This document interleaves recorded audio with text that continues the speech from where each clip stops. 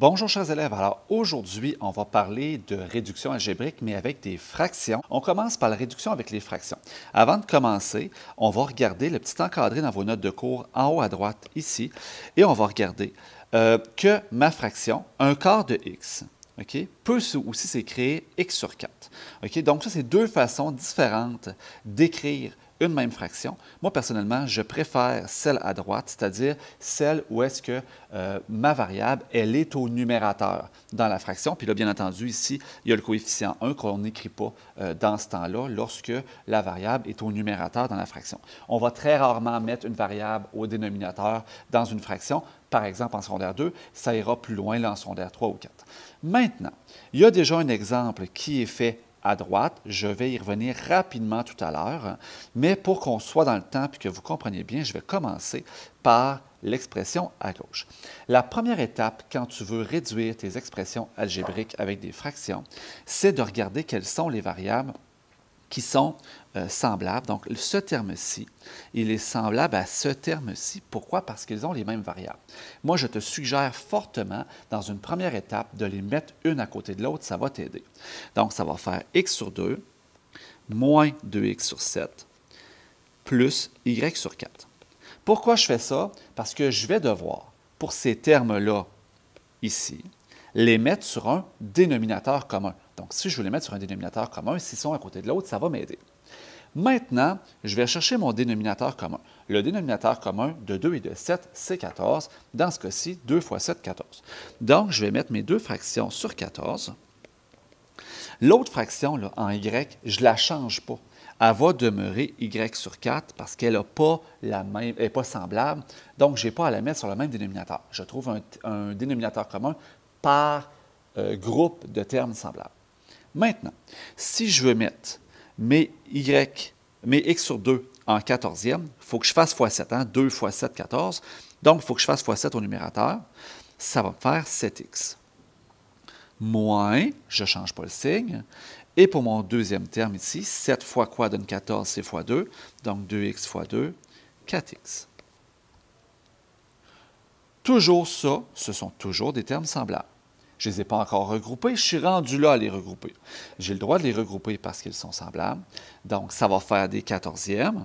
Et 7x moins 4x me donne 3x. Je n'ai pas le droit de les regrouper tant que je n'ai pas de dénominateur commun. Plus y sur 4, qui n'était pas du même type, donc n'est pas semblable. Mon expression ici, elle est réduite. Donc, j'ai terminé de réduire et d'ordonner mon expression. Oh, j'avais ordonné, je vais vérifier. Degré 1, degré 1, ils sont en ordre alphabétique. Parfait. Maintenant, je vais aller voir la situation en bas. Ici, la différence, deux choses. Un, j'ai deux groupes de termes semblables. J'ai des x, j'ai des x. J'ai aussi des y, puis j'ai des y. Donc, deux groupes de termes semblables. Puis là, tu vas remarquer que des fois, la variable, elle est à côté de la fraction. Des fois, la variable, elle est au numérateur. Je vais toutes les ramener au numérateur tant qu'à changer mes fractions de place. Donc, ça va être 3x sur 4.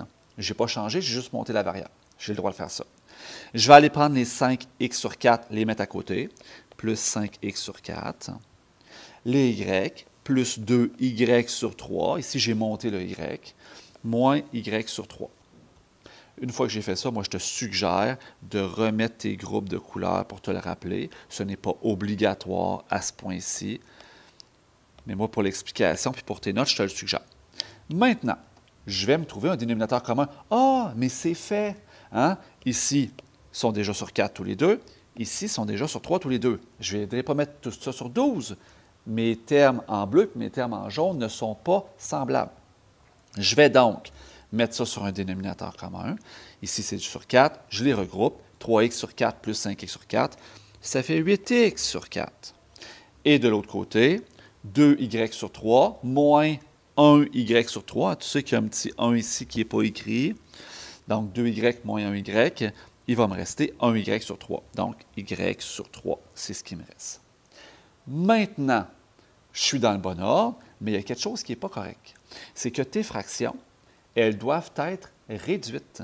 Et ici, ma première fraction, elle n'est pas réduite. 8 quarts, ça se réduit, puis ça fait 2 entiers. Donc, c'est 2x, ça. 2x sur 1. Donc, 2x plus y sur 3. Je vais aller voir le troisième exemple avec vous. Le troisième exemple, il est déjà fait. La seule chose que je veux te faire remarquer, il est déjà fait, tu pourras le regarder, c'est la chose suivante. Deux choses, en fait. La première, c'est qu'ici, le 0,5 est un nombre décimal.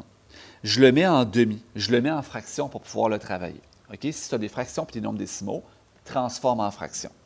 Première des choses. La deuxième des choses que je veux te faire remarquer, c'est ici la fraction résiduelle 5/4, okay? Qui est mon terme constant. Je n'ai pas sorti les entiers. Je n'ai pas écrit un entier et un quart. Pourquoi? Bien, aussi simple que ça, on vous a menti en secondaire 1. On vous a dit qu'il faut passer d'une forme à l'autre. Mais il n'y a personne qui travaille avec les entiers fractionnaires. On les a utilisés pour travailler le sens. Mais pourquoi on sortirait les entiers alors que quand on travaille sur une fraction, on rentre toujours les entiers à l'intérieur? Donc, de façon stratégique, on laisse les entiers à l'intérieur. Donc, la fraction ici, même si le numérateur est plus grand que le dénominateur, ce n'est pas grave. Maintenant, dernier exemple, on va faire la réduction de cette expression-ci.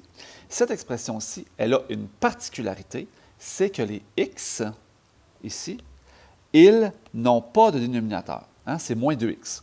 Bien, si je n'ai pas de dénominateur, je leur en trouve un. C'est moins 2x sur 1. Donc, si je les place sur 1, bien, à ce moment-là, ce que je vais avoir, ça va être une fraction que je vais pouvoir trouver un dénominateur commun. Maintenant, première étape, il faut que je regroupe mes termes semblables. Ici en x, ici en x, ici en x, puis les y ne sont pas pareils. Donc, je vais tout regrouper ça à gauche.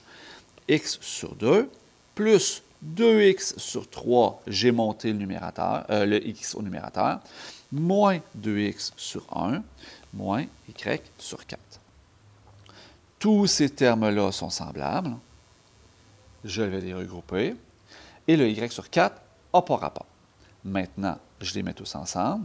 Donc, ça me prend un dénominateur commun sur 6, sur 6, sur 6. Le y sur 4, on le laisse comme ça. 2 et 3 sur 6. Première fraction, je dois faire fois 3. X fois 3, 3x. 3x.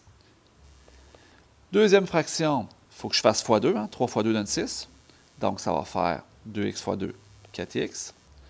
Dernière fraction, il faut que je fasse fois 6. Donc, 2x ici fois 6, 12x. Maintenant, toujours des termes semblables. Je les regroupe. Tous ces termes-là, si je les mets ensemble, ça va me donner 7x moins 12x. Ça me fait moins 5x sur 6, moins y sur 4. Ils sont dans le bon ordre, degré 1, ordre alphabétique. C'est ce qui termine notre bloc sur les fractions.